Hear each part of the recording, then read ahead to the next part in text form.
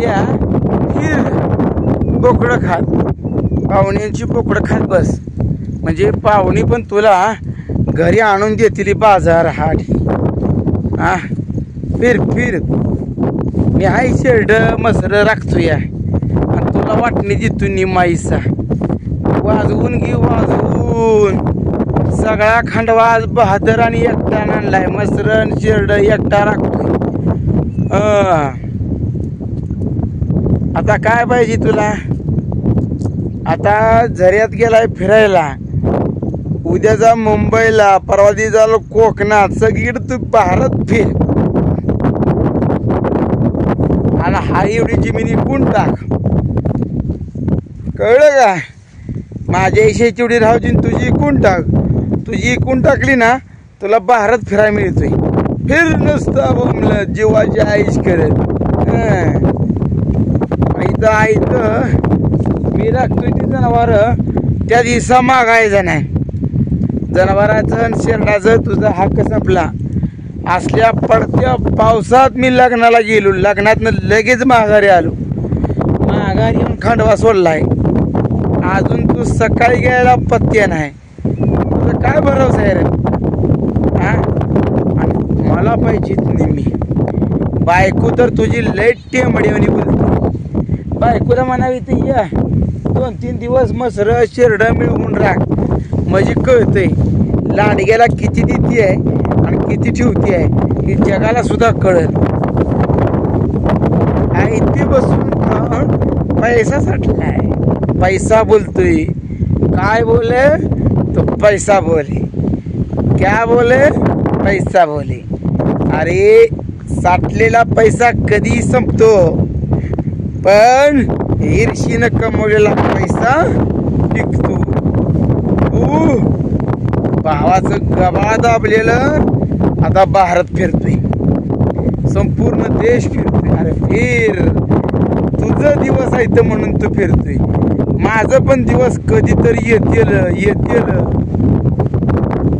झाडं झुडपं ती असल्या निसर्गरम्य ठिकाणावर मी शेळ्या राखतोय.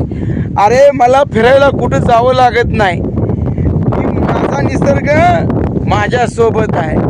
म्हशी शेळ्या हिरव्या गार निसर्गरम्य डोंगर दर्या खोऱ्यातनं माझ्या शेळ्या म्हशी आणि माझा सगळा देव ह्या जनावरांमध्येच आहे. जनावराला खाया पिया घातलं, टायमिंगला सोडलं, त्यात धन दौलत पैसा अडका सगळं आहे.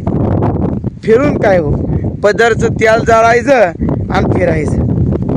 ते दोघांना सवय झाली बोंबलत फिरायची.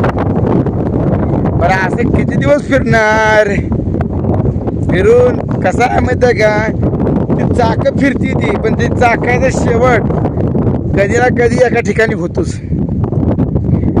त्याला बी कसं असतं माहिती आहे का, ती एकदा सवय लागलेली आहे आणि ती फिरायच्या सवयीनं गुलाम झाली. त्यांचा तर काय दोष आहे, त्यांना सारखं फिरू वाटतंय.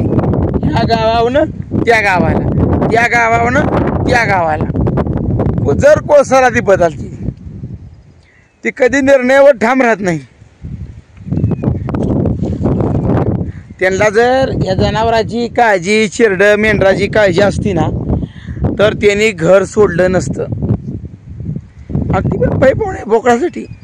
अरे इथं किलोभर मटण आणलं असतं तुला सरलं नसतं. फिरतोय बोंबलत मटणासाठी. अरे काय फिरतोय, कधी मिळाले नसल्या का?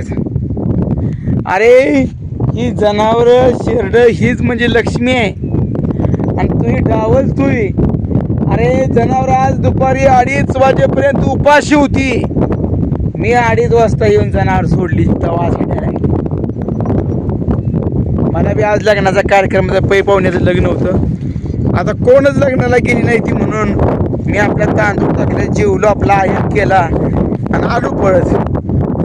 ओढ आहे नाही जनावरांची. कसं माहिती आहे का, आपण मोठ्या प्राण्याला बोलता येत नाही, पण त्याच्या भावना आपण समजू शकतो. बोलता नाही आलं म्हणून काय झालं, हे जनावर तर आपल्या घराची शोभा वाढवतात. निर्या आणि पुनमे तू फिर नुसते आणि वाटल्यास तू घराकडे सुद्धा येऊ नको. तुझा आता घराकडे यायचा विषय सुद्धा संपलेला आहे. काय येते घरी, घराकडे येऊच नको. तुला बी जीवाचा कंटाळा आलेला असेल तर येऊच नको. माझी मी आहे इथं सक्षम.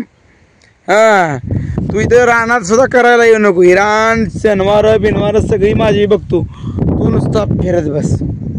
काय इथं घरी येऊन नवा, तुला घरी येऊन तर काय फायदा आहे? फायदा तुझा काही नाही. तू तकडच मुलात फिर. आता अजिबात इकडे यायचं काय काम नाही. तुला काय किती सांगितलं तर तुझं वळणाचं पाणी ते वळणावरच आहे. याला काय वाटतंय? हाय भाव राखतंय. अरे मी राखतोय पण तुला देत नाही. काय पण जीवाचं रान झालं तर चालेल, पण तुझा ह्या जनावरांमध्ये आणि शेरडामध्ये तर बिलकुल हिस्सा मिळणार नाही. तू प्रयत्न करत असशील लय, पण नाही. अरे मी खोटी रवली आता खोटी उपसून दाखव. तुझ्यात हिंमत असेल तर. प्रत्येक वेळी नुसता पोपटान बोल नको. पोपट नुसता मिठी मिठी बोलतोयस. तुझा बाप राखाय तुझ्या घरचा जनावर. शायनिंग मारतोय शायनिंग. अरे माझीच गाडी घेऊन गेला. ती गाडी उद्या वाजता माझी गाडी ठेव. उद्या वाजता माझ्या गाडीला हात लावला हे मग काय ती भाव काय असतो हे तुला आता मी दाखवून द्यायला सक्षम झालोय.